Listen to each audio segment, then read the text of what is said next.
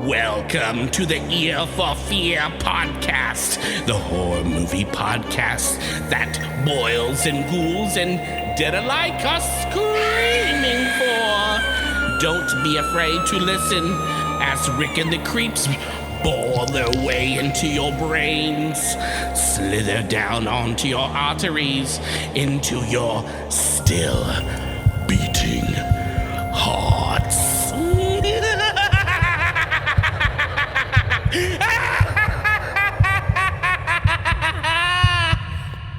Welcome to Ear for Fear.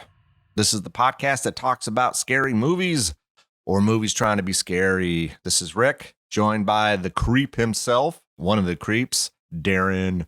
What is up? What up? Today, you and I are going to be talking about 1982's Creepshow. Before we jump into it, let's do a quick synopsis. Well, maybe not a quick synopsis because there's 5 stories here. A longer synopsis. A longer synopsis here. A horror anthology with 5 terrifying tales. The first one is a demented old man returns from the grave to get the Father's Day cake his daughter never gave him. The second story, a not too bright farmer discovers a meteor that turns everything into plant life. The third story is about a vengeful husband who buries his wife and her lover up to their necks on the beach. The fourth story is a creature that resides in a crate under the steps of a college. And the fifth and final story, a rich businessman who gets his comeuppance from cockroaches.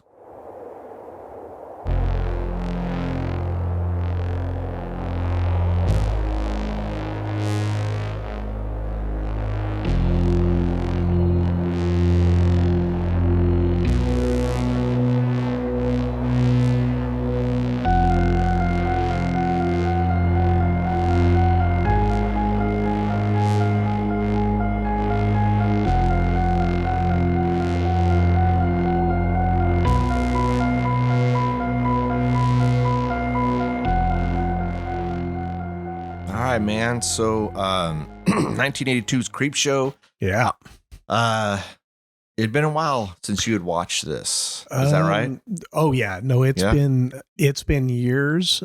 The first time that I saw this movie was in the theater when it came out in the theater. And I went with a couple of friends. And what I remember about it was back then, I was a bit of a chicken shit when it came to horror movies. Oh my God. Like they tended to really fuck me up. Really? You know? Yeah. And I remember and I think to some degree, many of the friends that I was with that day, we probably all sort of were like that, you know? Yeah. And so what we were doing in the theater, like before the movie started, was, you know, joking and carrying on. And I think we were trying to psych ourselves up to what we were about to watch, you know? And then when it started, you know, it's really cool because, you know, it's that fusing of like comic book, you know, stuff into like a real scene. Yeah. And we were just kind of carrying on and joking and, you know, but then once it got to the first real hardcore, I mean, well, not really. Yeah. It's not really I know hardcore, what you're talking about. But back when, you know, what's that, 1982? What would you have been? Maybe 12, Maybe 13? 13. Yeah. So, you know, at 13 years old, you know, in 1982, that was somewhat hardcore, you know. Yeah. I remember kind of going like, you know, and then we all just like shut up. Yeah. Yeah. And started watching it, you know, and I think all of us to some degree were a little like freaked out over it. Really? Some stories more than others. Yeah. And a few of the stories are kind of like that, right? Yeah. I think that's true with me. Like there's a few of the stories that I think are a little, I'd say creepier or scarier, kind of get under your skin a little more than others. Yeah. But you know, what's interesting is, to be honest, I've only watched Creepshow probably a small handful of times. There was in the theater, then maybe once in my 20s. Yeah. Maybe once somewhere in my 40s. And then now. And then 2 days ago. 2 days. In preparation for this podcast. Yeah. I've seen it many times. I don't know the number, but I've seen it a lot over the years because it is one of my favorite. I would say it's one of my favorite horror movies, but I think it's probably my favorite anthology. And since then, a lot of movies have come out that try to do the anthology, and Yeah. I don't. Some of them are okay, like Trick or Treat comes to mind, but all the other ones, no, not so much. Yeah. And I don't know why that is. I mean, I almost feel like it's not difficult, right, to say grab 5 stories and and they don't all have to tie into each other. They just have to be decent stories with, I don't know, some decent effects, but I think most of them have kind of just dropped the ball. Yeah. And I don't know, or you'll have one really good story. God, I can't which movie comes to mind. I know I watched, The Mortuary. Was it The Mortuary Collection? Collection? Is that what it is? The one from last year? Yeah. Or I think we did an episode on it either earlier this year. Damn, my time it's all like, because of COVID, it's all like, it's all fused together. Yeah, it's all fused together. So I can't remember if we did it. I almost want to say we did it this year. But I think it came out it came out this year, but maybe it was a delayed release. Mm-hmm. And there was really one really good story, and the other ones I thought kind of sucked. Yeah. And so that's always a bummer, and I don't know why they can't do that. I don't know why. It's like you're only doing, say, it's just a short film, right? Now, I never watched that Mortuary Collection, so I don't you're not have missing much. Yeah. As far as these anthologies, like the Trick or Treat, I think that did fairly well. As long as like the umbrella story, like the shell that encompasses and encapsulates the mini stories within it, as long as it's decent, I think that it gels everything together, Yeah, I mean, that's hard to do, though. I mean, I think I'll say the three that come to mind that I think have done it the best is Creepshow, Creepshow Part 2, which is really, really good. Is it good? It is really good. I've never seen it. You never seen Creepshow? Oh my God. Part 2 you would really like. You need to check it out. Okay. It is really good. I think there's only, I almost want to say 3 or 4 stories, and I'm trying to remember them in my head. Yeah. I think you would dig it. It's pretty good, and it's still got the same feel to it. It's got some animation going on. Yeah. It's done really. Stephen King is. I'm trying to remember. Is there 3 stories? I think it's Chief Woodenhead, The Crate, and I think it's called The Hitchhiker. And I'm hoping I'm not missing. So they had The Crate again. So it's I'm sorry, The Raft. Okay. I think it's the Crate.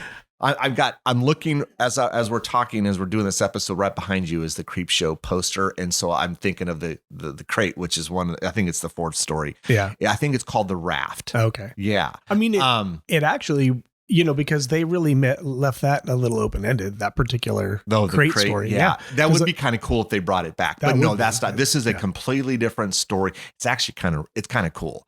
But I think it's called The Raft. Chief Woodenhead, Hitchhiker. Damn, I feel like I'm missing a story, and I'm going to kick myself after this. That's okay. Yeah, it's okay. But it's still really good. Yeah. The stories are a little longer than these. Okay. Now, wow. So watching this a couple of days ago, and it's like the whole opening scene. Were parents that much of a dick back then, dude? Because that guy was such Tom Atkins. He was an asshole. Tom Atkins is, I always forget Tom Atkins is in this. I mean, it was almost over the top, and maybe it was supposed to be that way. Yeah, I think so. Well, I think it's to kind of establish that he's a prick, and then and then the boy is going to get him back with a voodoo doll. Did you know the little boy is Stephen King's son? No, I had no idea. It was Stephen King's son. That's interesting. That's kind of funny. Yeah, and I guess he's like an author now. I don't know. Is he? Yeah, I guess like father, like son. Yeah, but what does he do? Does he do like romantic? I don't know. I didn't look at it. I don't know. Yeah, romantic crotch he novels. goes completely opposite of what his dad does. Yeah. But I don't know. I would almost probably say, I think a lot of parents were probably like that. He drank. He was probably he's probably some I'm not gonna say fake, but maybe he has his certain values about you're not gonna read this smut, but then he's got the nudie magazines all up in his dresser. Yeah, totally. I mean, the guy was just such a douche. It's a total hypocrite, right? And didn't he totally hit the kid? Yeah, I think he smacked him. He did. He smacked his kid. Yeah, and the poor mom. It was that typical quintessential I guess for the times in Yes. the 80s, you Yeah. know, where it's like the mom's just portrayed as some subservient Yep, woman that pretty just, she tries to tell the dad like, hey, maybe you should, not beat the shit out of our kid for something so completely. Yeah. While she's folding laundry. Right. It's I like, know. yeah. I know. It's a product of the time for sure. Yeah. But this one I think was directed by George Romero, and it was the screenplay was written by Stephen King. Yeah. And I'll be honest, and I know I'm gonna probably upset a lot of people out there because George Romero did some good stuff. Do not get me wrong. Like Night of the Living Dead, he did some other ones. You know, Dawn of the Dead is one of my favorites. But I felt that George Romero got stuck in the whole zombie thing. Like he couldn't dig his way out of the zombie, quote unquote dig his way out. There was no pun intended there, but he did a lot of zombie movies and then he did like leading up to Creepshow. Well, yeah, I mean he did. Yeah. I mean, if you think about it, Night of the Living Dead, Dawn of the Dead. I don't recall when Day of the Dead came out. I don't know if Day of the Dead was prior to this. And then after that, he did a bunch. He did The Crazies, which was not good. That, I believe, was prior to Creepshow. But again, you could almost argue that's also kind of a zombie type film. This is one of my favorite movies, and I'll have to, hats off to him because it was just done really well. Like yes, it feels early 80s, but this movie still holds up, dude. And this is phenomenal film. And there were only 2 stories had zombies you could call a zombie. Let's see. Yeah, you could say Father's Day was kind of zombie-ish, right? Yeah, he comes out of not kind of. It was. He totally was. He totally came out of the grave. And then the 2 that were that is that drowned. Yeah, something to tide you over. Something to tide you over. Yeah. Yeah. What I noticed about this, and so when we do the episodes, because I've seen a certain movie many times like this one, I try to look for little things that maybe I just haven't caught before. And I think I talked about that in the previous Halloween episode. Right. Did you notice in almost every episode there was some sort of weird like voice thing? So remember the father had that creepy an electronic, what do you even call that? I don't know. It's like a gurgly noise. It was in every episode except for the one with Stephen King. It was in the Tide one because they're like, we're coming to get you, Richard. And it had the like gargling noise. Well, now didn't the Stephen King one, you're talking about the Jordy Verrell, whatever it's called. Didn't at the end though, when he blew his head off with a shotgun? It did. You're right. Yes. See, boom. So there you go. Maybe it was the only one that I recall. Maybe the crate. Maybe the crate didn't have it, but also the cockroach did. It did. Yes. So check it. Not the same gurgling noise, but remember when he's speaking through the door? It has a weird. Yeah. So, anyways, I'm sure it was not intentional, but it's just little gooky, dorky, geeky things that I kind of like find while I'm watching a movie. Like the Ashtray. So the Ashtray shows up. So in the first, which we can start talking about, which is the first story is Father's Day. And Aunt Bedelia kills her father with the ashtray. Well, that ashtray shows up in every other story. You just have to look for it. Yeah, that's interesting. Which is kind of cool. Like you tie it all together, right? Right. But Father's Day. What do you think, man? This is a cool story. We got a dancing Ed Harris. Oh my God. Jesus. That was terrible, wasn't it? I forgot he was even in that movie. Did that dude ever have hair? Well, he had more than, I mean, like, right. He didn't have much and it was all thinning out. No, it was thinning out, but I mean, it was more than he ultimately ended up having, like you fast forward to like, I don't know, Apollo 13 or something. Yeah, Truman Show. Yeah, I mean, obviously there he's, he's just got the monk thing going on, but it was at least pleasant to see, some hair on his dome, even if it was still, Yeah, so I think we would have to probably go back another 10 years before we see a full head of hair on him. I don't know what his age was in 82. He looked fairly young. He could have been like mid 20s to late 20s, maybe early 30s. He's like, he's always been somewhat fair skinny, but I mean, he was like really skinny there. Yeah. But the dancing, oh my God, that dancing. I can't get past that. It was terrible. That story, I mean, I like the story. Yeah. And you could argue that many of these stories, I mean, because they're just snippets, small little mini stories, you could argue that, I don't know, do they go anywhere? What's the whole darn point of it all? Like, why was that guy so worked up over his cake that he had to come out of the grave for his cake? Wasn't it because also like they were all the family members were vying for his fortune or something? Well, they did, and they did get it. Yeah. So okay. So quick characters, because Aunt Bedelia. Yeah. Hank, which is Ed Harris. Yeah. Nathan would have been the dad. Yeah. And then Sylvia is like that woman. I don't know, the kind of hoity-toity woman.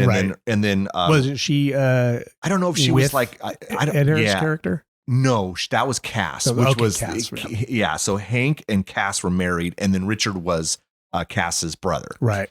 But I mean, they're all about like the money and stuff like that. And so I don't know how it all went down once he passed away. Did they all get money? Well, you mean murdered?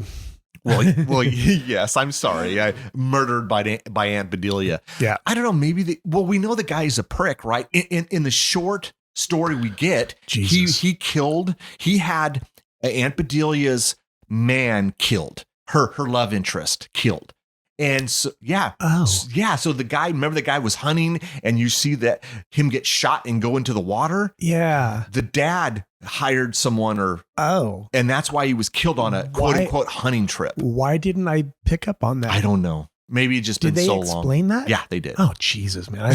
It's okay, man. My God, it was just 2 days ago I watched this thing. Good Lord. Saying I'm fired. Yeah. Oh, my God. Yeah, we're going to have to replace you. Yeah, seriously. Let me see. We put out an ad on Instagram looking for a new creep. You will have to be able to do editing and killer music for the podcast. Let me send this right now. I'm just kidding. But yeah, so I don't know his reasoning other than, hey, Bedelia, you need to take care of me. I'm this old man. And he just seemed like an asshole, right? He just was a old rich fucker. Well, what's the word you always use? A curmudgeon. A curmudgeon. He was a major curmudgeon. And that one scene, oh my God. They did a good job with it too, by the way.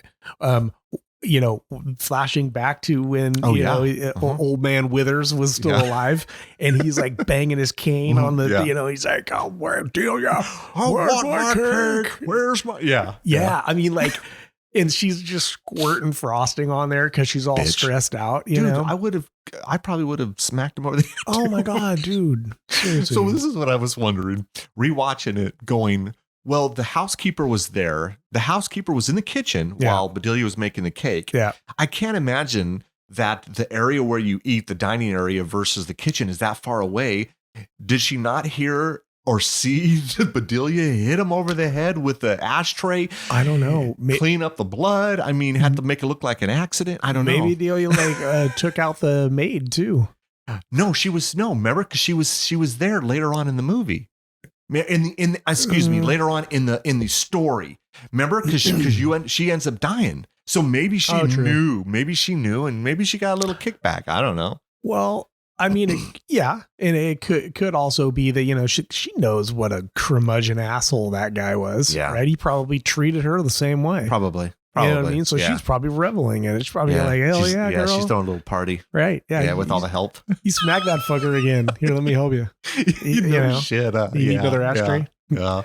But what I dig, and this goes throughout, and this really is throughout the movie, but through this particular story, I love the implementation of the color in the background where it looks like a damn comic book. And does. It's like when there's like that fear look, it's like, and then it's like, and it's all this like vibrant, colors. And it's what I noticed is, and even other movies do this too, by the way, it's not even just a Creepshow thing, but their use of like red light and blue light, and they'll like cast like half of the red will be on one half of their face. And you know, I love that. Yep. I'm a sucker for stuff like that. Yeah. Yeah. And then the music too, in general, the music throughout this movie is phenomenal. Yeah. And they all have their kind of different elements, but it all works throughout the film. Yeah.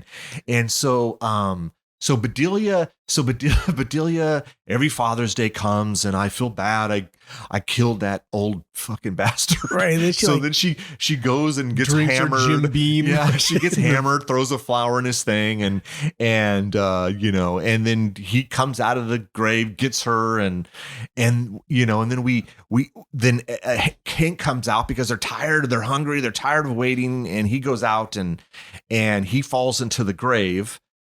And then he goes to get himself up and pulls. Really quick though. Okay, if you went out to a cemetery like he did, yes, you know, even if it's on the grounds, it doesn't matter. Yeah. If you went out there, right, and you see this half empty bottle of Jim Beam open, laying there like on the grass, are you gonna like drink from it? Not like, drinking I mean, I know it's probably a nitpicky thing, but when he did that, he started to, because he smells it. I thought he took a swig and that's when he fell. And then that's when he fell. In. No, absolutely not. Am I drinking that? Dude, what the hell? Like, you just gotta pick up the. No, I mean, where's that been? You don't even know. I mean, was there? Yeah, slugs have crawled in there. I don't know. Knows, yeah, that's who knows? Yeah, that's not happening. I don't know, man. Yeah, especially now since we're so programmed with COVID these days. Like, I am not sharing a damn thing with anyone. I don't care who it is. Yeah. It's just not happening. Like, and so then I think that's ingrained in my. You can have all the cake. Yeah, you can have it all. You just take it all. But he falls in, goes to reach to get out, grabs Aunt Bedelia on by accident, and she kind of falls on top of him, and then this tombstone. What is this? Is that what that is? Like, it's basically, it's just a big giant mound of concrete, cement, whatever the hell this is, marble or whatever. Marble, and falls on top of him. He's dead. Probably granite. Probably granite or marble, right? Yeah. Because it seems like they're all, you know, they got all this money, so let's make everything out of marble. Yeah. Because I think the ashtray was made out of marble. Yeah. And so then I think the aunt, I don't know, Sylvia, whatever her name is, does she go into the kitchen and then she discovers the... Well, I thought that it was the brother. No, they do that afterwards. Oh, okay. So Sylvia goes in, and it's dark in the kitchen. I think then she sees all of like all the stuff cooking on the stove. Right. But it's dark in there. You know what's awesome is it was like a blue light cast, the entire kitchen. I kind of love that See, stuff. this is what reminds me of Moonlight or something. This is what I miss about the 80s horror movies is all of them back in the 80s are riddled with these like neon lights. Yeah. The blues, pinks, purples, reds. I guess you could say reds. I don't know if you could do a neon. I'm sure you could do a neon. I don't think of neon red when I think of neon colors. Yeah. But 80s, the greens, the blues, the purples. Yeah. And this is throughout, and I love this. And I mean, so like the kitchen is bathed in a blue. I mean, it's not some stark. No, it's very enough to set the tone. It's just a blue cast. Yeah. And then she, then the maid or whatever she is. Do you see her on the opposite side of the door? Oh, boom, that's right. That's right. And so then she freaks out, and I think she goes to like run, and then the father's there, or this is Nathan, and he's all, you know, because he's all zombied out, and then he grabs her and twists her head around. Again, you don't see this is a kill that was very popular in the 80s. Yeah. You don't see it as much these days. Look, like, I'm sure Jason did it several times. Breaking a neck. Yeah. Basically you grab the head and you twist it all the way around. Yeah. It was done, I think, in Hell Night. I don't remember if it was done in Humongous. Definitely. But Jason. Jason. Oh, yeah. Sure. Yeah. You don't see it as much anymore. I miss those kind of kills, man. I don't know. Maybe just because I'm nostalgic and I grew up on that stuff. Right. But anyway, so then Richard and Cass go to investigate because, hey, where is everyone? And they're getting hungry. And then they open up the doors, and there's the father with Sylvia on the platter. No, I thought it was Sylvia. It wasn't I don't think it was Bedelia. I think it was Sylvia, which is weird to me. Why wouldn't it be Bedelia? I would have thought it would have been.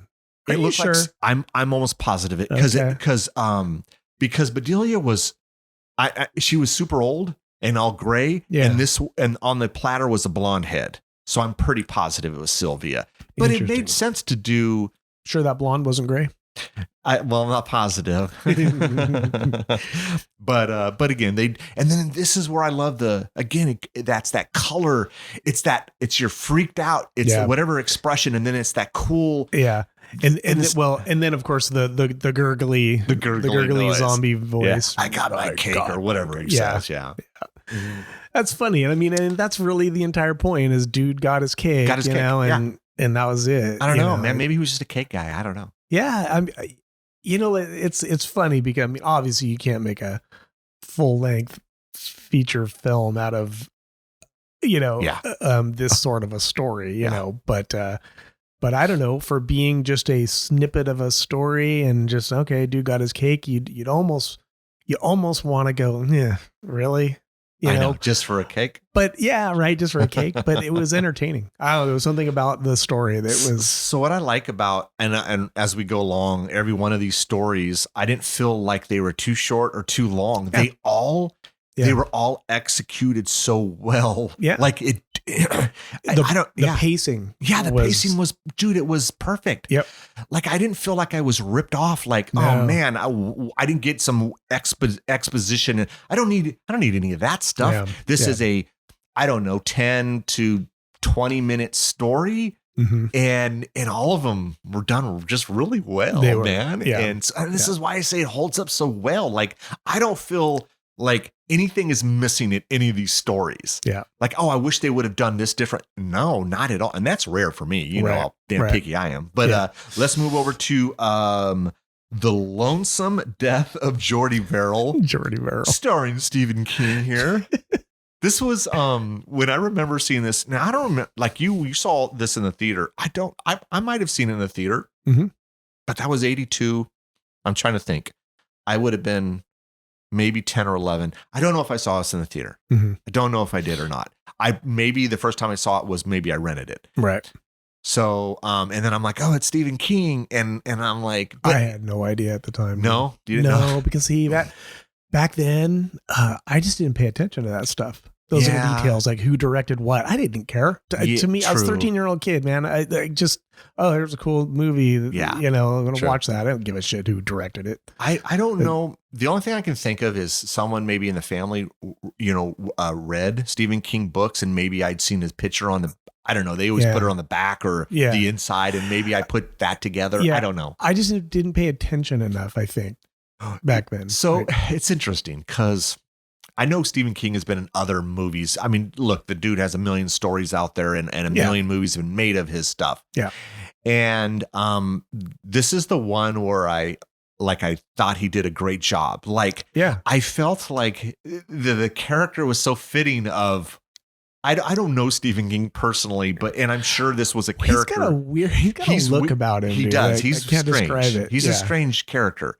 But this whole Jordy Verrell, this I don't know, backwoods hick friggin' guy. It just was fitting. It was just fitting. It worked. Totally. It really worked. Like it was so over the top and campy, but it was fitting. It was fitting for this, right? Yeah, and I loved his little quips.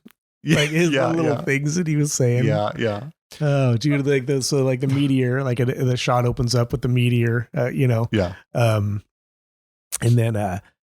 And then he's all like daydreaming about what he's gonna do with the meteor. He goes to the Department of Meteors.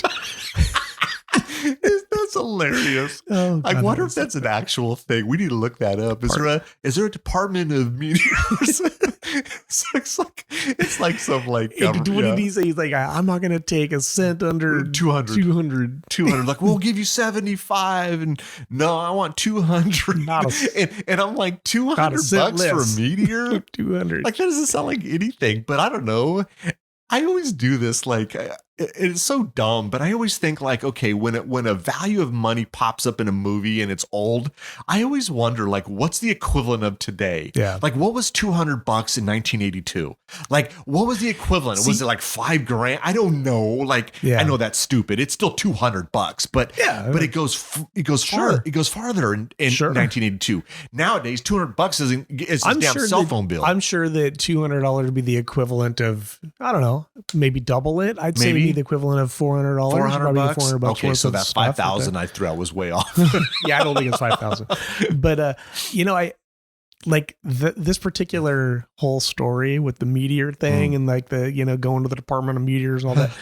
It makes me wonder if like movies like Joe Dirt didn't get their cue a little bit from that, because remember the meteor and then he goes and he takes it to or dude, I think he went to did he go to a pawn shop or something? What did he go to in Joe Dirt? He went to a place? I thought it was like a pawn place. Like he was going to go pawn it. No, he went to a sure? Yeah, because the guy actually, he goes, no, this ain't a meteor. This is a Boeing bomb. Big chunk of duty or something like that. Yeah. Yeah. And it wasn't like a peanut. It's a space peanut. It's a space peanut. So it just makes me wonder, though. Like, maybe. Maybe. I always thought it was like a pawn shop. Like he was going to go like pawn it or sell it, and see what he could get for it, Maybe. I thought that the guy was like... That is kind of funny though, right? Because I mean, look, we know there isn't like, hey, I found a meteor, let me go sell it. Let me go down to the local place where I can hawk this thing. So I think it's maybe they were kind of like a small homage to this story. I think it was, man. Like, I don't know. There were too many similarities it could be, man. Yeah. That's kind of fun. I didn't even think about that. Yeah. So what does he do? He goes and gets it because it was hot. He touches it. Yeah. Because that's our first reaction when a meteor comes down. Yeah. Let's touch it. And then he goes, gets a bucket of water. He throws it on it. It breaks the meteor in half, and now he's not getting any money. No. And then he has that vision of like, yeah, we're not giving you shit for this. Yeah. This broken meteor. Totally.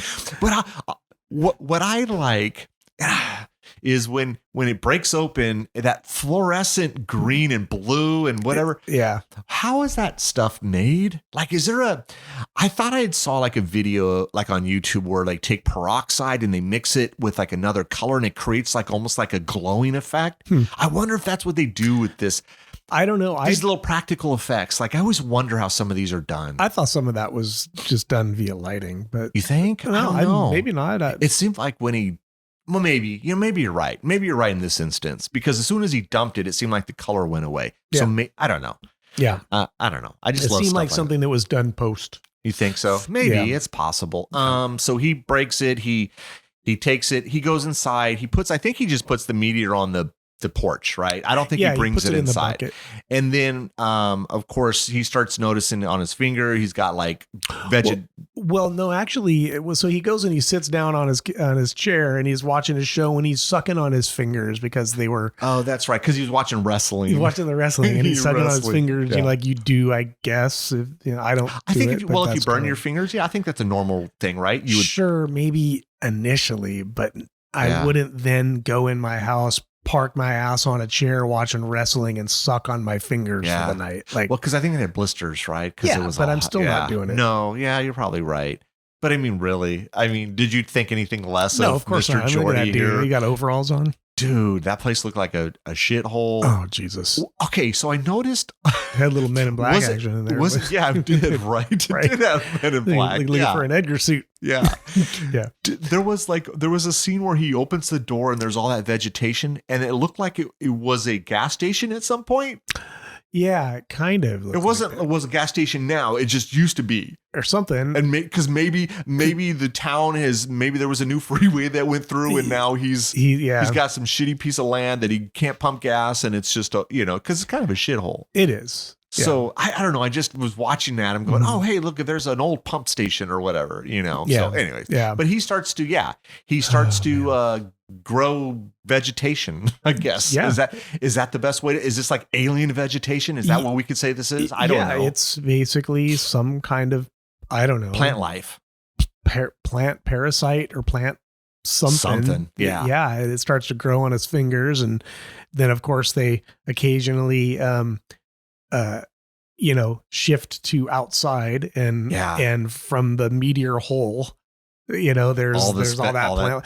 And what I really liked about it was very like 1950s sci-fi, dude. Thank you. It had these little, I don't know, these little spears, and they would actually like twitch. Yeah. Yeah. Oh, dude, it's awesome. It was right out of like 50s. And I'm sure that was intentional. Yep. Has to be, especially with these minds, the Romero and Stephen King and all these, Totally. And not to mention, Tom Savini worked on this. So you got, I don't know. I know he did, we'll talk about that in the crate, but I know he did the design work for Fluffy. It's just all these cool minds getting together. And absolutely. It felt that way. It felt that way. Yeah. And then I was even thinking, is it possible? No, the TV was old. Oh, but then the wrestling. So the TV was old. Yeah. It was like one of those old. But it didn't seem like an 80s TV. It seemed like a, I don't know, 60s or 70s. So this came out in 82. And so what you need to understand, man, is that a lot of people still had the old TVs from like mid 70s. Yeah, that's true. And in the mid 70s, it was tube TVs. That's kind of because the wrestling looked like it was from 80, like WWF at the time. Right. Mm-hmm. Yeah. So, okay. Yeah. He just didn't have a lot. Yeah. I mean, he didn't have a lot. So he had an old ass TV. He was in a square state. Square state, it was definitely the seemed like the Bible Belt to me. It seemed like Bible Belt. You ever, that I've heard of that. Yeah. Definitely one of the states, it's very agricultural, very rural, so there's not going to be, cutting edge technology like anywhere. It's going to be just all that like mid 70s big giant square box tube TVs. When he had the vision, I think he was looking in the mirror, right? And he had the vision of his dad because his dad had died. Yeah. And his dad was kind of giving him crap, like, because he's growing all this vegetation and it's itchy and it looks like some sort of moisture or water triggers it more. And his dad's like, are you really going to get into that tub? Didn't his dad almost look like he was dressed like, what is the I'm not going to say, this is going to sound like I have no idea what I'm talking about. What is the religion or the group of people that they go and they're like on a farm and they live off the land and they have no technology. Oh, you're talking about, oh Jesus. I know, right? I can't even, I'm drawing a blank here. Not like,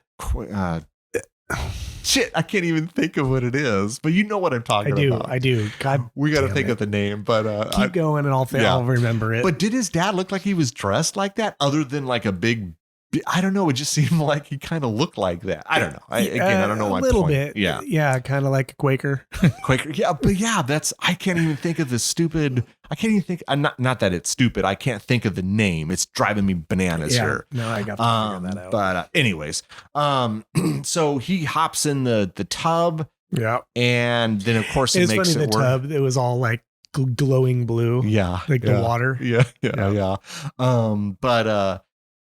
And then I think it kind of just, I think, we know it's later on. And because I think the TV, kind of went black or whatever it does. And then we see like a fully like he's immersed in this vegetation, right? He is completely covered from head to toe. The house is, the outside is, and then he's miserable, dude. He takes a you find it's the Amish. The Amish, goddamn it. Yeah. I mean, I don't mean to say goddamn it, but I mean, blasphemy, dude. I know it's blasphemy. You should be ashamed. I know I should be ashamed. God. I could not think of the name. Yeah, couldn't either. I hate when I do that. Yeah. Like, dude, just again, this is. They have like a show about they remember the Amish Mafia. They do. Yeah, well, they did. Oh, I don't no. know if it's on still, but. Oh no, really? Oh yeah, no, I don't. Amish Mafia. It was like a reality show. Yeah. No, I don't really watch reality shows much. Sounds interesting though, right? Apparently everybody's got a mafia. It seems like almost a Dude, contradiction. we should create a right? mafia. It's almost like a contradiction, right? Like Amish mafia doesn't sound right to me. No, It doesn't sound right. Well, Like, someone's got to keep peace within the Amish community. I guess. I don't know. the muscle, The like muscle, they're the Amish the muscle. Amish muzzle. I don't know. It just seems like totally like doesn't seem right at all to me. But okay. I'll put an Amish smackdown on your ass. Yeah. I wonder what an Amish smackdown is. What is that? I don't know. No? Did they ever have that in the show? I never. You're talking like I watched this thing. I don't dude. know. Maybe you did. No, all I know is that they had Maybe in one, your closet you got like an Amish mafia t-shirt. I don't know. Sure. Yeah, I spend my weekends binge watching Churning butter Amish and mafia. whatever cream, and I don't know what they do. I'm Yeah, like, I was able to park my horse and buggy out front. Dude. yeah, There I was a good thought spot so. there, I and, thought yeah, so it when was you great. rolled on up. Yeah. Totally. Anyways, man. Thanks for looking that up, though. I was Sure. that was No, driving. I hate when that happens. That was driving that me would have bugged me bananas. the entire rest of this podcast. I guarantee you, what happens. This is what's funny. Is when our folks are listening to the episodes, they're gonna go, Amish, you idiot. Yes, totally. Rick, you're an idiot. It's Amish. Dude, 5 minutes ago, whoever is listening to this was like, Amish dumbasses. Yeah. Seriously. And they're shaking their heads. They are. Going, They're like, oh, we're ready to turn this shit off. But anyways, Move on. So Jordy takes a shotgun to the head, right? To put him out of his misery. He fully transforms horrible. into a nasty plant thing. I mean, Do you think what do you think is left of him? Like it's covered from, but you think it's like in his insides? It's gotta be. It's gotta be, right? I mean, so there's not much of him left. No, and I mean, I think that was all that was what you saw, the last bit of like him going, because you have to assume that it's also going to get into his brain. Yeah. And it'll probably convert his brain into whatever. I mean, I don't know. So what a horrible way to die. I know, right? I'm not even talking about the shotgun part because that is, but I'm talking about, God damn, something just consuming you and just, oh my God, like some plant life or whatever this is. That's horrible, man. Yeah, for sure. And it literally had just taken over his entire farm, like his house, his whole, everything was just within hours, right? It seemed like within 6 hours, dude, because that happened like sort of early evening when the meteor came down. And it seemed sort of like middle of the night when he was contemplating, or actually he did jump in the tub. Yeah. And then it seemed like by the time he went to go get blow his that might have been next morning. Was that next morning? It was early morning. Yeah, like dusk or whatever. Yeah. What a terrible, but a great story. But a very cool story, man. And it's not long. No. Again, what we're talking about, it's like these are, I feel like they're perfect amount of time. I don't need any more. I don't need any less. It's like they really kind of nail the pacing on these. They really do, like, man. Yeah. They really do. Yeah. So the next story is something to tide you over. What's funny is Shaylee hasn't seen it. She hasn't seen Creepshow? She hasn't seen Creepshow. Oh man. She came in right when that story started. Oh. Yeah, and so she sat down because she had come home from school. Yeah. So she sits down and she's all like, what's this? And I'm all, oh yeah, haven't watched or put on Creepshow for you, huh? And she's like, no. So she saw that and I don't know what she thought of it. She just sort of was like, well, actually I can extrapolate. I'd say halfway through the story, I think it got to the part where finally they, he sees them. Yeah.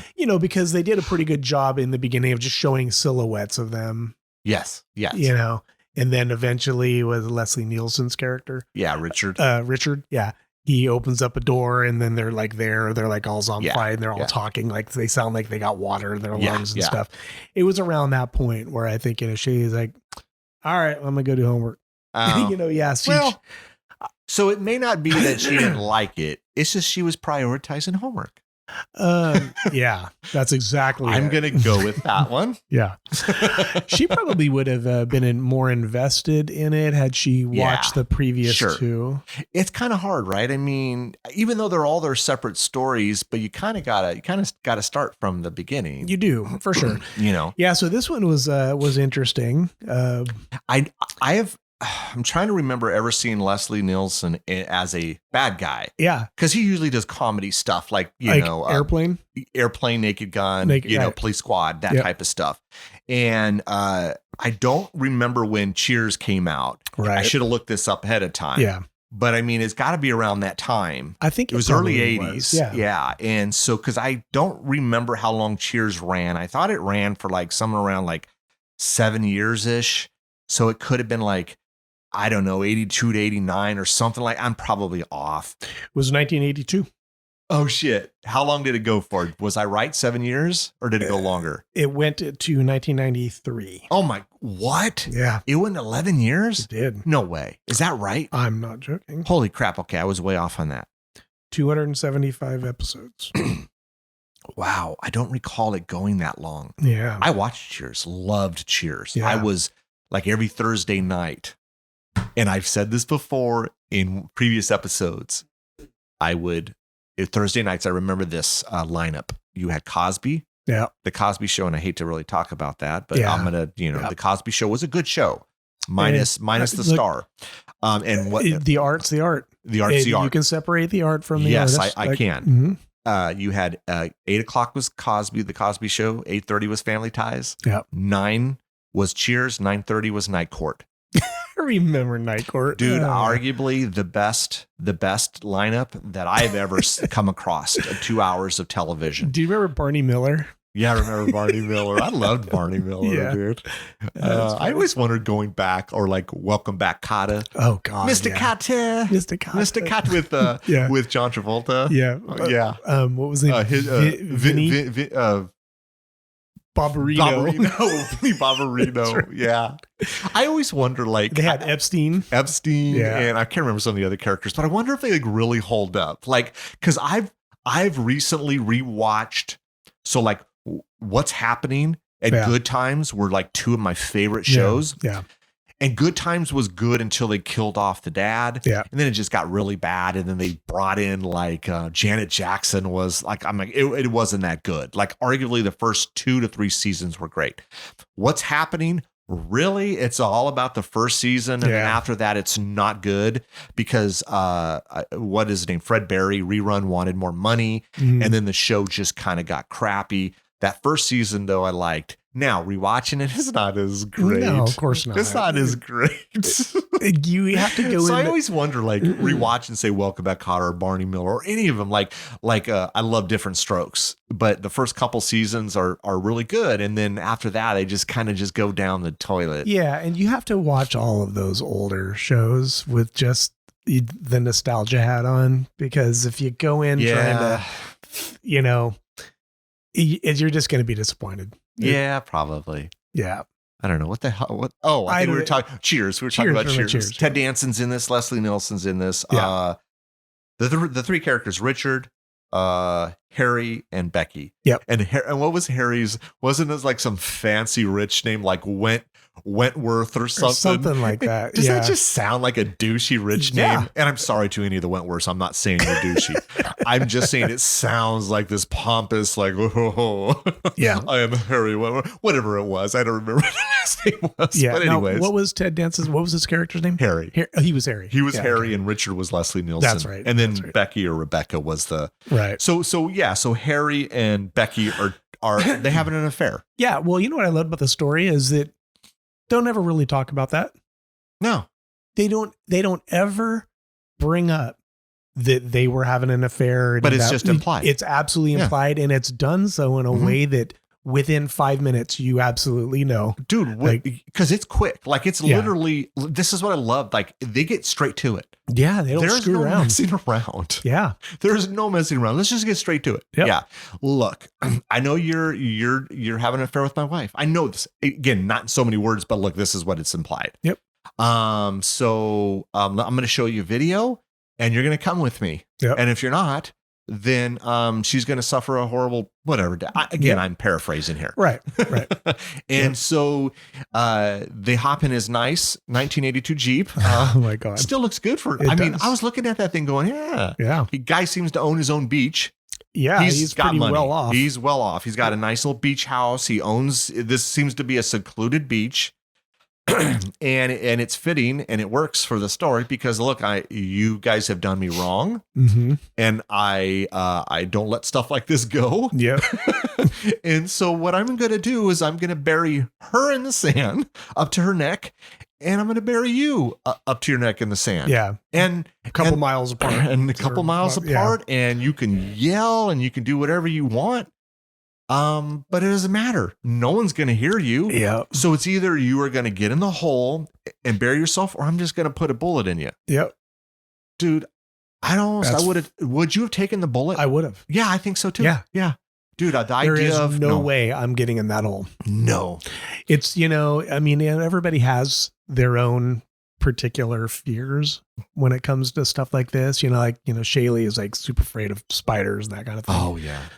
Yeah, drowning is one of those ones for like that and heights, like extreme heights. Thank you. Oh my God, dude, that is me.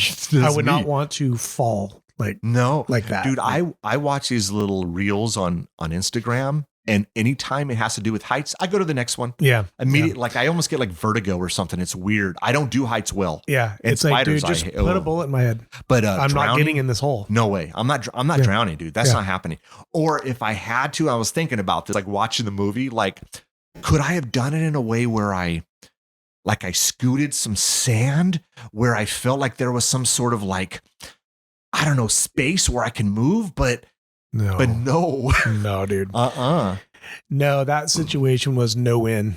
I mean, once he resolved himself to getting in that hole, there is no amount of little bit of space that you can put around you. It doesn't matter. That shit is cement. So I was thinking about this. So he has the shovel, right? So he could have tried to attack Richard with the shovel and taken his chances. Maybe he's a bad shot. Maybe he doesn't hit him. But then, where's Becky? He doesn't know where she's at. So it's like he's put in a position where this is a no-win situation for him. I'll tell you exactly what I would have done. Fuck the shovel, whatever. The guy Richard? Yeah. He was only 10 feet away from him? Yeah, about 10 feet. I literally would have rushed him. Yep. Okay. I would have taken my chances and rushed him. I would have just I would have run up and I would have done a level change and like straight up tackled him. Get the gun, and then you need to tell me where Becky is. Yeah. Yeah. Not going in that hole. No way am I going in that hole. No way am I just going to sit there and go, you're just going to have to shoot me in the head. I literally would have rushed him. So like, I've never watched a documentary on the filming of this. Dude, did that not feel real? Did that not feel that they were in a hole and the tide was literally hitting them? Yeah, it did. I'm sure that it wasn't. I'm sure that what it was I can picture it being like they're in an enclosure, right? To their heads. There's sand there, a thin layer. Okay. You know what I'm saying? And then they're just rushing. Damn. But I mean, it looked real, dude. Every time the tide came in, I would almost want to hold. Yes. Absolutely. Like, come on. Was Harry, get as much air as you can before this water hits you. Like I felt it. It was such an uncomfortable, crappy feeling. It was for sure. Yeah. But anyways, Richard goes back to his nice little beach house while they're drowning, and he's actually watching. He's watching them. He's got cameras set up on the beaches, and he's got the TVs, and it's look for 1980s. This is a nice place with TVs and cameras, and it's on the beach. He owns a damn beach. Yeah. This is nice, and he's watching and he's having a drink. This is what I noticed this part before. Because we just think he's this terrible, shitty person. And I'm sure he is, but he has a bit of remorse, right? Like he's watching it and then he's like almost sick to his stomach. Like he starts to feel bad. A little. But he doesn't change it. They still die. Yeah. But he starts to feel a little bad. Maybe there's like maybe. And then he goes to, so then, what does he do? Okay, so then doesn't he go back to the beach to get his equipment and he doesn't see Harry anywhere, and he's like, maybe the tide got it. He keeps trying to justify. He's like, oh yeah, tide washed him out. Tide which is I think a feasible explanation. I don't think so. You don't think it's feasible? Dude, because the bucket was there. They were buried up to their heads. That hole, was pretty. It was pretty deep. Yeah. So more than likely, what should have happened is he came back and Harry's there, and he's just really from his neck up. Yeah. Yes. Yeah, because that's what it should have been. The TV was there. The bucket was there. There could have been a little bit of sand eroded away from their neck area, but they should have still have been there. Like, man. Yeah. And then he comes back home. He goes to kind of chill out and shower. He's going to watch a part of his VHS collection that he has. I don't know what's on this thing. I don't know. Right. Maybe he's a porn guy. I'm not sure. Sure. Boner Jams of 1980. I don't even know what would have. I always think of do you remember they used to back in the day, they like nowadays there's a bazillion pornos, right? And they don't get as creative as they did in the early 80s. Right. They always would take like a movie and they would okay, and I'm not saying this because Forrest Gump was later on, but instead of Forrest Gump, you called Forrest Hump. Yes. They would do stuff like that. Yeah. And I just was trying to think of like something funny in like 1982 they could have played on like, like some porn. So back in the day when I worked at when I used to work at the old, the movie theater, and I lived out I lived with my grandparents, and it was a bit of a drive to get to the movie theater, and I'd always go down Watt. Okay. Do you remember the old porno theater that was on Watt? It was, so I never went into it. Let me be very clear. I never went into it, but I would purposely drive by it because it had a big marquee. And I would only drive by it just to see the names of these films. And it was like the highlight of my day. Oh my God. Because I'm going to work and work sucks or whatever it was. And I had a bad day at school or whatever. I knew when I drove past and I saw whatever movie they were playing, I was going to crack up. It was so, dude, I couldn't remember any of them right now. I couldn't tell you, but they were fucking hilarious. That's hilarious. Man. So anyways, I just wonder if like he had these types of movies in his collection. I'm sure he did. Hell yeah. Freak. Anyways, he starts hearing noises. He goes to take a shower. He hears more noises. I think he goes and grabs his gun. He does. And then I think he's, he is building up the tension and stuff. And he goes to open up his double doors and there they are. They are. And they're all gurgly again. They're all gurgly again. Again, I love this sound. Yeah. If you were to drown and come back and you still have water in the lungs, this is what I think you would sound like. That is exactly what you would sound like. And probably look like with all the seaweed and the skin looks just wet and wrinkly and old. I don't think it would have gotten that bad that quickly, but I mean, let's suspend belief here. I mean, they had to obviously make them look like nasty, but they look cool. They did look cool. And it's the actors. Like that's Ted Danson. It's not like some double. Oh yeah. Like that's Ted Danson. Oh, totally. And it's just cool, man. And I don't know, what are they saying? Are they saying, I forget what some of the stuff I can hold my I don't remember some of the lines they were talking about. They basically were just taunting the shit out of him. And his reaction is classic, man. It looks like this is what I love. This is a reaction of someone who's just seen this. Like it's believable. Like he's freaking the hell out. Like there's sweat coming off of him.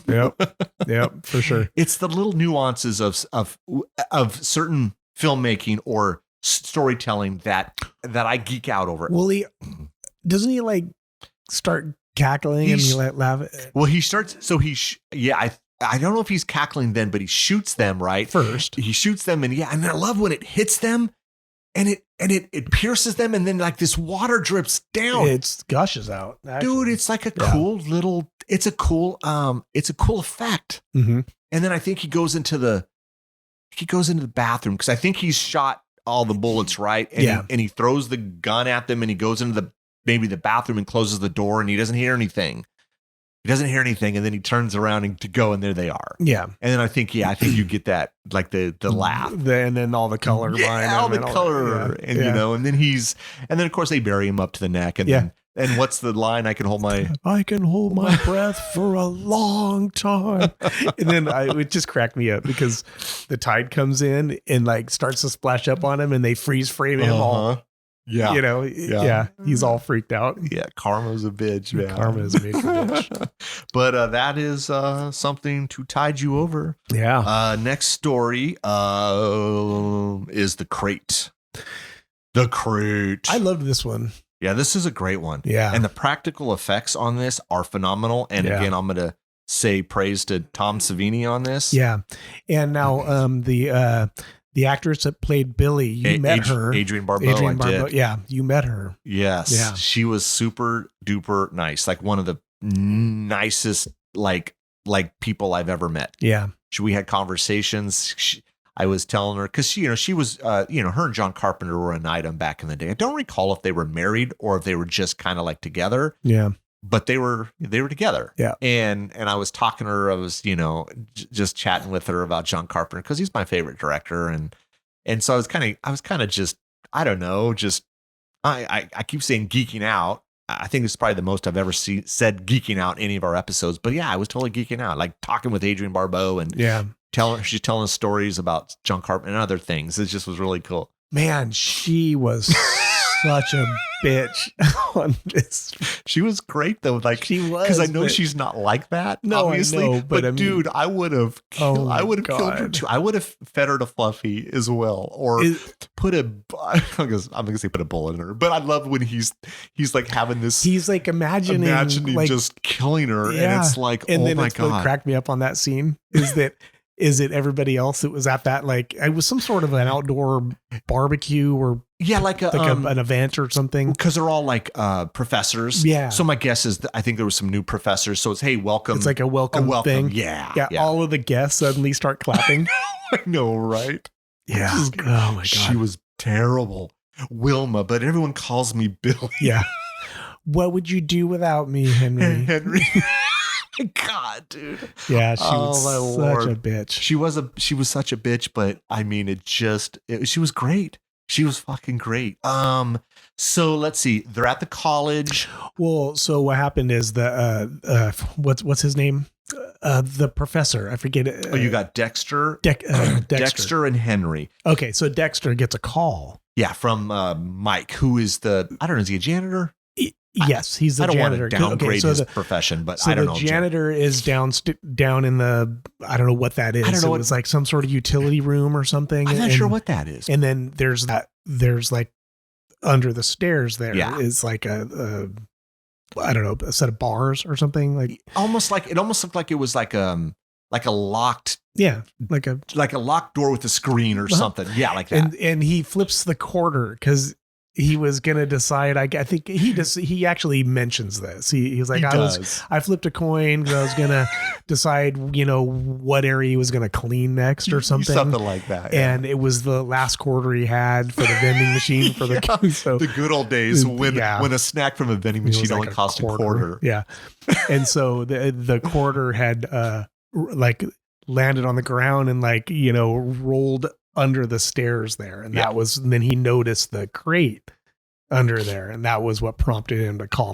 Dexter. Hey man, there's this from an Arctic expedition back in like the 1800s. Yeah. Did you notice it said Julia Carpenter on it? No, I didn't notice that. Yeah, it's a homage to The Thing. Oh, because Antarctic, and Carpenter. So yeah, I thought that was a cool little touch. Yeah. So then Dexter makes his way to the university. Yeah, makes his way to the university. They grab the crate. Yeah. And they put it on they bring it over to a classroom. Yeah, like a table, onto like one of in the classroom. There's like a.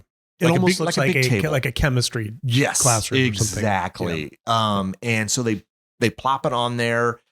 I think Mike goes to grab like a hammer, just something to kind of get the nails out, right? To prop this thing, like almost a crowbar or something to prop the lid off of it. They don't really show, or do they, how they got the locks off? Because the locks are old.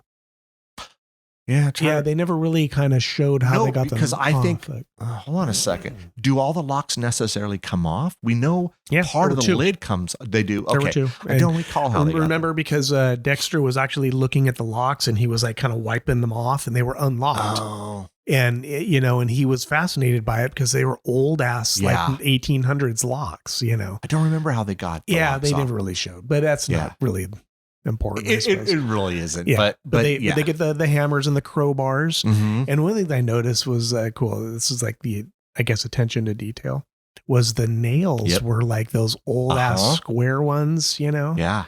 I noticed that too, because you look at him like, wow, it almost looks like a mini steak. Yeah. Like you would put put a it railroad steak. Yes. But small. And because Dexter puts it on the table after they get him. Yes, a little attention to detail, which I love. Yeah. Love stuff like that.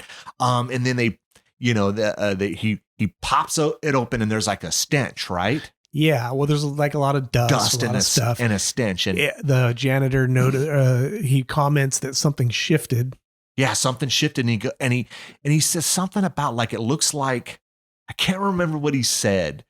Something like a fancy stone, like not a diamond or something, but he said like an opal or something. He goes, there's something shiny like a whatever it was. Like let's just call it an opal. Yeah. And then he goes to stick because that's what I'm gonna do. Jesus Christ, when it's 140, 50 years, I'm gonna stick my hand up in that. Yeah, I didn't understand that logic there, but Oh well, I mean, well, he paid for it. He got his damn arm gnawed the hell off. And then the box shifts. Well, it doesn't kind of like flip. flips over, which is just great, dude. Like it's just perfect, right? Yeah. And his arm is still up there, and Dexter's taken back. He's freaking out. He doesn't know what to do, and then he goes to maybe help him, and then he gets pulled up into the box and eaten. Now, didn't the we're just going to call it like a small little mini abominable snowman. His name's Fluffy. Sure. But I mean, it's supposed to be some kind of. Is that what it is? It almost looks ape-like to me. It almost looked like some sort of small little Yeti thing or something. Mm-hmm. Like, I don't know. Yeah. Yeah. Anyways, didn't the whole door open up because you're able to see him for the first time? I don't. Yeah. And maybe. then he pulls him up. Maybe you're right. I think that's what happened. Yeah. Yeah. But it does. It has like eight kind of monkey ape features or something like that. It looked like a Yeti to me, but small. Yeah. Like when I think of Yetis, I think they're just gigantic, tall, Yeah. But this thing was tiny. Well, I mean, it had like, I don't know, it was like a weird thing. It had like short legs. It did. Yeah. But when they show the close-ups, it almost feels big and menacing. Well, the top. The top part of it, because when Dexter freaks out to go get, I think whoever, and he runs into Charlie, which is the grad student, we see a silhouette of Fluffy pushing the crate back in underneath the stairs. Yeah. And it didn't seem big at all. No, it is actually short. It seems short. Yeah. Like it's actually, to me, I want to say it was like no taller than maybe 4 feet tall, 5 feet tall at the most. It's just the whole top 75% of him is big, is like big hulky, but I think his legs are just small. They're just not. Yeah. They're very ape-like. Ape-like. Yeah. Where they have like the long arms, but they have like the short. Yeah. Yeah. Because do we ever really see the whole body? I don't think we do. Not do we? really. I mean. Yeah. Yeah. So Dexter gets Charlie.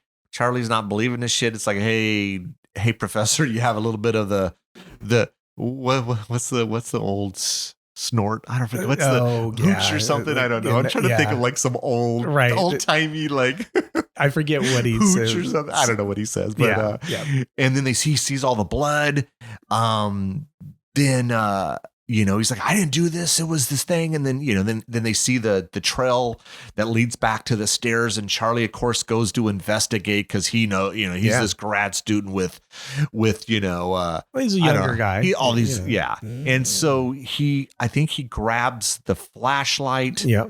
He pushes the gnawed up shoe or boot. Yeah. He wants to measure the bite marks on the shoe. I totally want to do that. That is exactly what like a grad student. Well, yeah, like he's got the world ahead of him, and he's ambitious and he's gotta measure them bite marks. As soon as I wipe the blood off, I'll measure the bite marks. Yeah. And then he goes to get a little closer to the crate and doesn't know that Fluffy's to the left of him and attacks it. Again, phenomenal effects on this, dude. Yeah, it is. Now, does he gets a claw hand around across the face. So, and then he gets does he get the side of his face bitten off? So I thought what happens is that he gets the claw to his chest, which is what knocks him to the against the wall. Okay. And then he gets the side of his face, the claw to the face. Okay. And then he gets he gets bit or vice versa. It's in one of those sequences. Effects are phenomenal. Effects are phenomenal here, dude. Yeah. Like, I mean, these look great. Yeah, these look great, dude. Again, love practical effects, man. I think they actually show like he bites him, and he rips like half of his face away or something. And then I thought maybe it was the claw to the face, but I'm not positive. And that looks phenomenal, dude, because it's like you almost visualize, you see this claw, and then like the aftermath of this claw. Yeah, and it just looks, dude. It was good. I love practical effects. I love them. Yeah. And so then he gets eaten. I'm like, damn, this thing could put away some. Oh, dude, he's he could put away some humans. Dude, he is like, yeah. So now Dexter, he takes off to Henry's. Yes, because they're gonna play chess. So he takes off to Henry's, and I loved this actor's performance here. Yeah. When he's explaining what's going on, he is literally hysterical. So much so that he actually starts laughing. Yes. Yes. Yeah. Yeah. Oh, dude, my God. It's phenomenal, man. Yeah, it was great. And Hal, Hal Holbrook, which is the actor, but this is Henry. He's thinking in his head like, oh, well, shit. Yeah, he's formulating like, this is a way I can get rid of my wife. Of Billy. God damn, or if it's like, well, what do you got to lose here? If Dexter is just full of shit and drunk and making this up, it sounds really good. Yeah. Let me go check it out. He goes back to the university. Oh yeah. And no one's around. Like, is this, and I think he says something about like, this is in between like sessions or like semesters or whatever you call it in college. Yeah. Like term or whatever. Right. The semester getting ready to start up in a couple weeks. Yeah. So like nobody's there. Dude, it's like a ghost town. Yeah. And so he has time. So he writes Billy a nice little note. Mm-hmm. She gets home from her. He makes up like a story about Dexter, like, banging his students or something like that. Yeah. And that, like, I don't know, like Dexter like went a little too far and like, the poor girls. She ran underneath the stairs. And so Billy in her mind is like, well, I'm always helping out Henry anyways. And now I'm intrigued. What happened here? You know, not to mention she's drunk driving, but okay. Did you notice that she like poured herself a glass of milk and then put a bunch of bourbon in it or something? Is that a drink?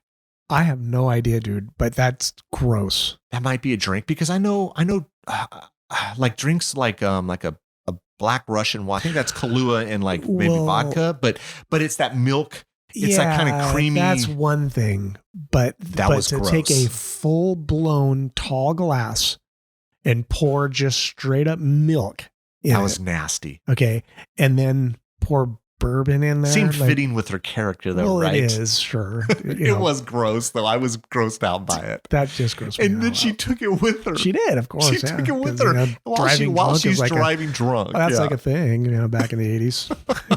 And I don't even remember it. And two, I remember like we were younger, like when did seatbelts come around? Rick, I can remember, go and say that because he's passed away now, so I'm not implicating anybody. Yeah. But I remember as a kid, my grandfather would take me and my uncle to the movies. My uncle's only a year older than I am. Oh, yeah. So we're only a year apart. And anyways, he would take us to the movies or he'd take us whatever. And I remember he would have like something on the rocks in his Cadillac. driving down the road. Oh my God. We were in the back seat. It was 70s. Such a late. Yeah. But I mean, that kind of stuff. No, I know.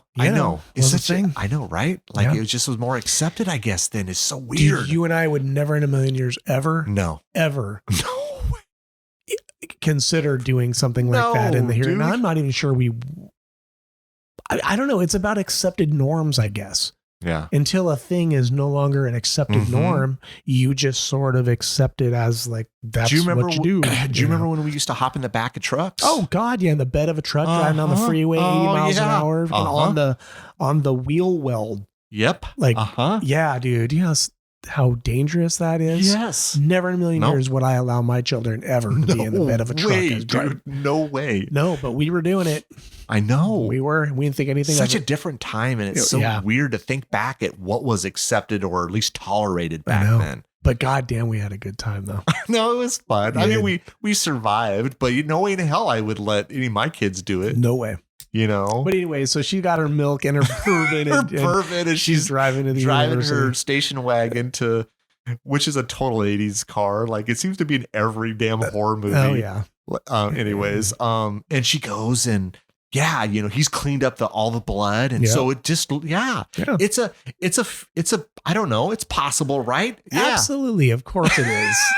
But all that Billy's thinking is, oh, just one more moment, bro. I've got to take care of Henry. Yeah.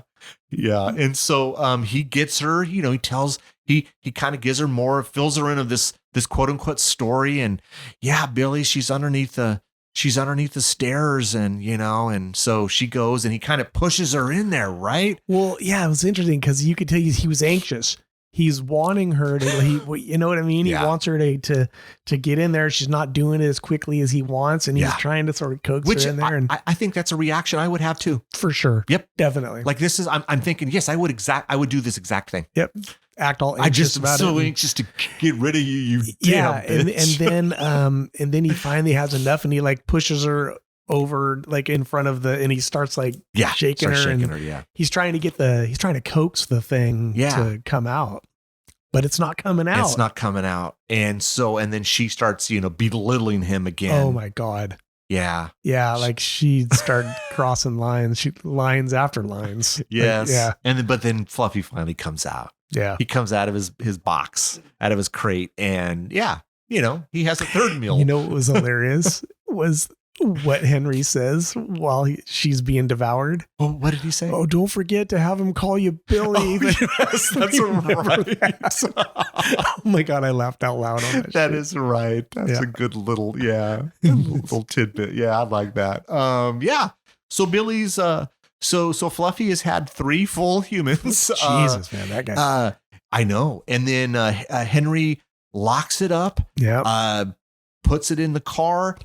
Drops it in some I don't know, it was some like quarry or something. And it goes to the bottom, and he explains to Dexter, who wakes up, what he's done, and they both seem okay with it. I mean, it was like, it was weird. I mean, like, totally understand the motivation, Henry's motivation. Yeah. Dexter, though, for him to just be okay. Yeah, that was a little bit of a stretch for me because he didn't have a situation where he had such a shitty domineering wife that his life and his existence was just pure hell every single day because this woman was just beating on him emotionally. Right. He didn't have that. Yeah, these were 2 innocent, Mike and Charlie. I think that's their name. Yeah, Mike and these are 2 innocent people, human beings, and he just I do want to throw one little maybe problem with the story here. By no means I mean that I didn't like it, but I mean, if we were gonna pick out a thing that possibly is like, well, come on, what you have a grad student disappeared, and you have a janitor disappeared.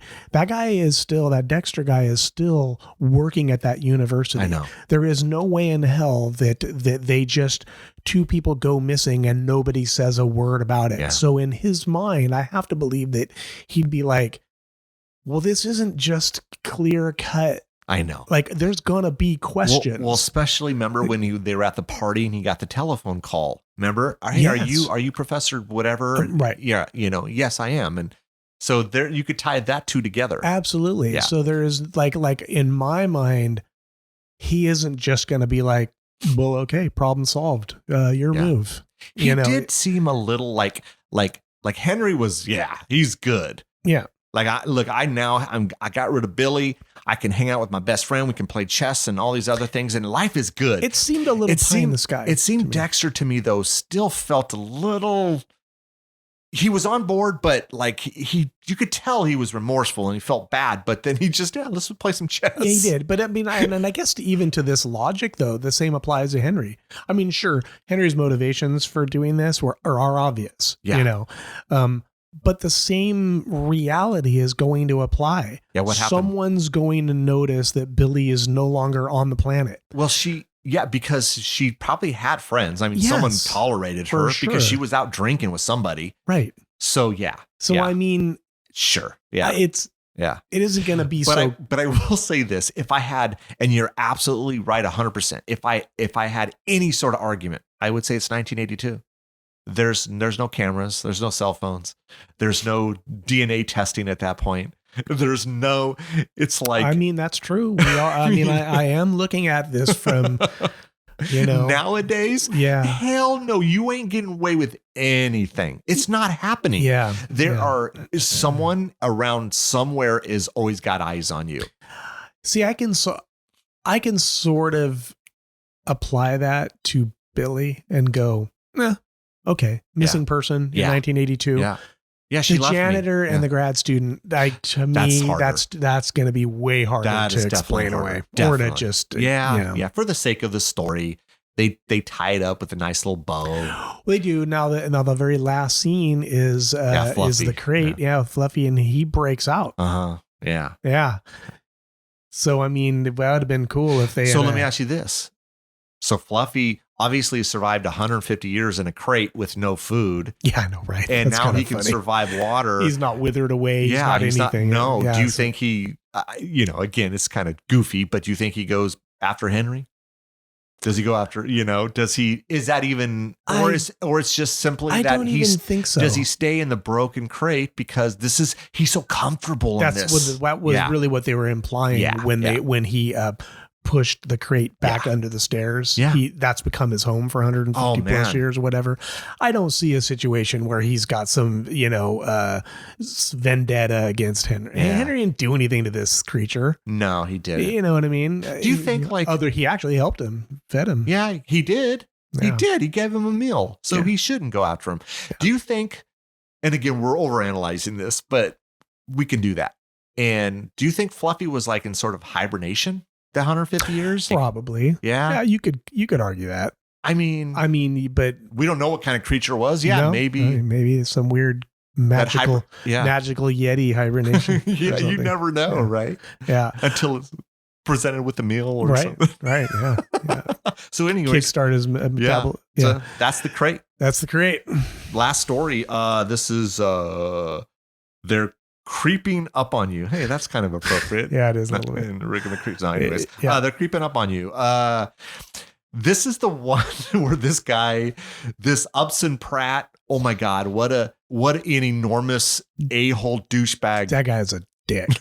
Dude, he was a walking dick. But again, like Billy was or Adrian Barbeau was, like he's great in this. Like he is so believable as he's this. So well, so he's like equal parts. He's like curmudgeon, entitled, but he's like, I can't even describe it. This guy, he's so insulting, and dismissive, to everybody, to anybody under him. He's like one of these rich entitled pricks that like, basically, yes, anyone. It doesn't matter your status, even if you have money, I think you're still beneath him in his eyes. Yeah. He's just this big hunk of crap. and he's basically living in like a hermetically sealed white room. Yeah. Well, germ-free, right? Germ-free. Supposedly it's germ-free. This is New York, right? Is that what is it? What did he say? This is not Hell's Kitchen. oh my God, there's a name for it. Damn it. There's a name for it in New York. There's like an area and it's like a borough or something. No, it's like a nickname, and I always forget it. They mention it in The Crow, and I always forget what it's called. But anyways, we know it's New York. Yeah. So this is he says apartment, but this is a penthouse. But it doesn't look big. It doesn't feel big to me. I don't know. I mean, but he's got that old computer screen, and it's showing all his money that he's making from all of his his stocks and bond, whatever it is. Whatever it is. And he's we know that there was some sort of takeover earlier in the day, and he's got a cockroach problem. That's really what this, You know, what's interesting to me is that there's moments during this story that they almost hint at maybe these cockroaches are a figment of his imagination. Yeah. And true. And it flips, and I don't know what it is. I don't know if I agree with that. And because even at the end, when we don't see a cockroach, but we see him dead, and then of course we get the the one scene. Yeah. So, but yeah, no, I mean, I get what you're saying, but it's definitely real. So your take on this was that actually did occur. Yeah, everything occurred. Correct. That's my take on it. Because they really hint at being a figment of his imagination and just his parent. It's almost like the story to me was like a story of somebody's fears of a thing just killing them. Overtaking them. No, I believe it's real. Okay. That's my take. Now, anyone out there listening, send us a message if we're wrong on this or if I'm wrong on it, because you think it could be all in his imagination. See, I felt that way. I really felt, I mean, first of all, the volume of cockroaches. Sure. That's crazy. I mean, what really? I mean, where are they coming from? Good God. Are you serious? Well, that's the thing. I mean, it's New York. So yeah, sure. I mean, there's cockroaches or rats, but that's like that anywhere. This was like all of a sudden, 10,000 cockroach nests manifested underneath this guy's apartment and like just are coming up out everywhere. I mean, dude, there were 100,000 of them. 250,000. 250,000. Yeah. So I'll tell you why, because they had the most expensive part of this movie was the cockroaches. Yeah. They had to pay 50 cents a cockroach. Jesus Christ. They got 250,000 cockroaches. So that's what I do the math. That's 170. I don't know what that is. Yeah. $1,000. That was the most that I don't know if what the actors charged, but that when it came to money, that was the most expensive part of the filming of the movie. So you said it was 50 cents a cockroach, 250,000 cockroaches. What is that?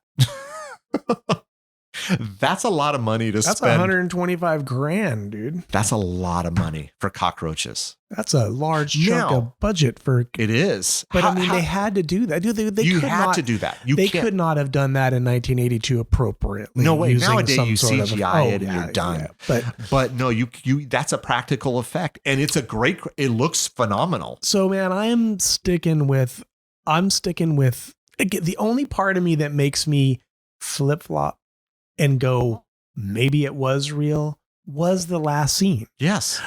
But there's a part of me that also wants to flip-flop back and just go, nah, I mean, they did that because obviously the audience is going to want to know what happened to all these cockroaches. Mm-hmm. And they got to make it kind of gross. Yeah. But there's a part of me that just feels like this story was a story about a person's fears just overtaking them. And I mean, look, I don't know. You could be right. I'm going to stick with that. It was real. It was not in his head.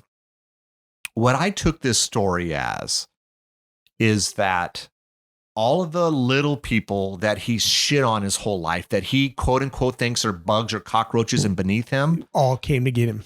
This was his idea. This again was his karma was coming. Yeah. Yes, this was okay. Yep. Because he shit on everybody. Oh, he did. Shit on the guy who went on a vacation with his family. Oh my God, Jesus! Yeah, I thought, what was his name? Carl. I think it was the superintendent or whatever he was. Yeah, Carl.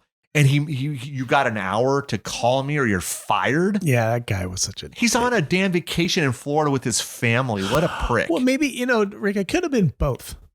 I think both could be. I think that the events could have actually taken place, but it also could have been an analogy to Yeah.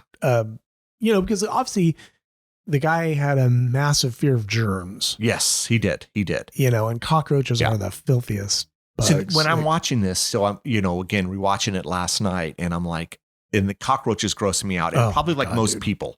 Yes. And they to me are just the nastiest, dirtiest, grossest bug. When I think of a bug and just a nasty, this is the first bug I think of. Yeah. And so in his eyes, well, everyone's beneath me. And they're just, and so they're cockroaches to me. And so this was fitting that.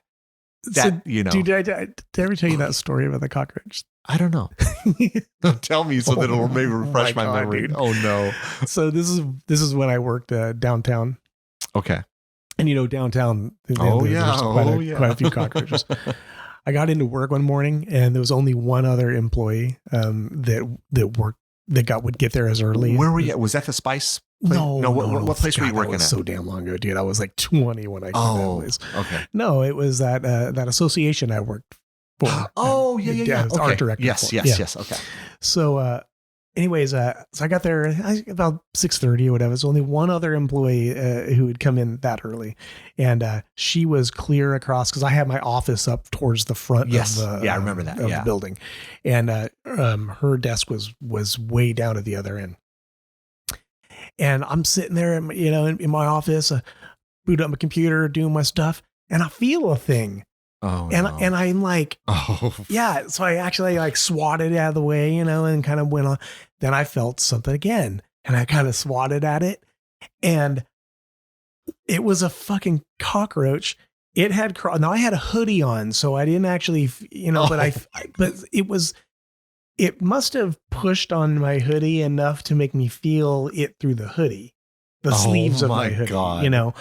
But it was crawling up and it crawled all the way around the back of my, over my, the hoodie part of the. Oh yeah. Yeah. And then all the way down to my left arm when I noticed it, I looked, I freaked the hell out. I swiped it off of my arm and I screamed like a girl.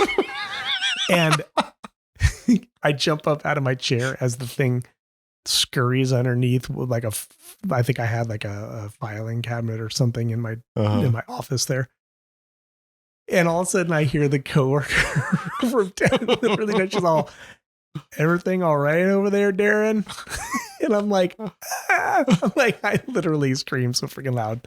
She eventually makes her way over to my office and she's all, "What's going on?" I'm like, cockroach, and she's like, "I don't see any cockroach." I'm like, "You wait."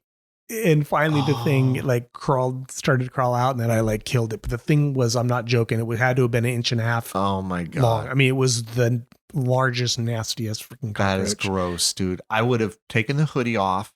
And I wouldn't burned it. Yeah. I don't know, man. It's something I would have scrubbed. And oh my God, dude, they're just nasty. They are. They're disgusting. There's just nothing. Yeah. I don't know why they exist. Yeah, dude, seriously. And those downtown cockroaches are gross. I remember going to, this was when we used to go to Idaho every summer, and we would stop at some random gas station so my grandpa could, gas up the RV or whatever it was at the time. Mm-hmm. And you go into okay, I'm going to go use the bathroom. And it would be say 2 or 3 in the morning. And then, the one gas stations where the lights flicker, yeah. and you got bugs. Yeah. Dude, basically every horror movie. Yeah. Every horror movie. Yeah. And the cockroaches were like you, dude. They're like you were talking about 2 to 3 inches, just big. Like if you stepped on them, the noise of the crunch would just be deafening, and it was just they're just gross. Yeah. Man. But yeah, I don't know, man. I mean, this is what I think of. I think this was kind of there was a message here with this, Yeah. And so he got his, don't treat people under, like cockroaches because they're going to come back. They're going to come and get you. And so, he goes into that panic room of his, and then, he, the wife, I forget what was her name, Lenore, I think her husband had killed himself earlier in the day. Oh, that's right. Committed suicide because Upson Pratt, I don't know, there was some sort of takeover, something happened, and the guy kills himself, and she calls up Upson, and I love when she calls him for the second time when he's in his panic room and there's cockroaches everywhere, and they just they're breaking out of his skin, and that was at the end, when So when like you see his panic room and you see really his whole apartment and you don't see it, there's not one cockroach. Yeah. And then you see him in there and then all of a sudden it starts breaking through. And again, a phenomenal practical effect. And then and they keep coming and coming. And then there's that kind of pan out where Mr. White, I think he's ringing the doorbell or whatever it is, the intercom.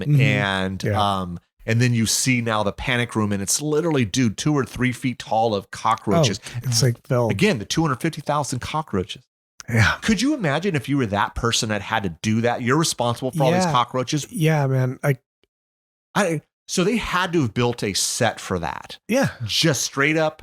And they probably built it. They probably made it like that wide on purpose so that it would pop more and it would feel more. I don't know. Like if this was literally a juxtaposition between clean and dirty. Yes, because everybody knows of cockroaches to be filthy, and then you have this just white, pristine, clean room. It's like a complete opposite of yeah.